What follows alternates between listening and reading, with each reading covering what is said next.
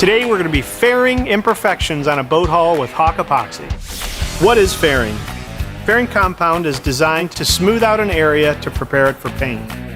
Fairing requires sanding hardened epoxy and fairing compounds as well as fiberglass surface areas, making fairing a hazardous procedure that requires a proper dust mask, gloves, eye protection, and protective clothing. Always do fairing work in a well-ventilated area.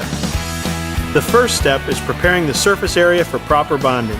Chip and sand off all loose surface debris and hard edges. Then remove all dirt, grease, molding wax, and surface residue with a clean cloth so this area is clean and dry. Wet out the surface with properly mixed epoxy. Mix a batch of Hawk Epoxy with enough F5 light density fairing filler added to bring the mixture to a moderately thickened viscosity. The more F5 that is added, the easier it will be to sand after curing.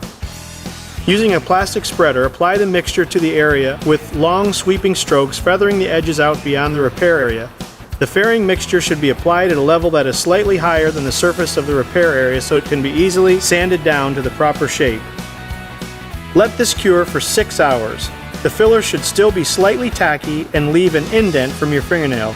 Then add a skim coat to get a very smooth surface. The next day, sand the repair area to the desired shape with 80 grit sandpaper wrapped around a straight-sided block, or use a disc sander. When you're satisfied with the shape, simply brush or roll on 2 or 3 layers of prepared Hawk Epoxy to the surface. Now you have a strong and durable repaired area that's ready for paint.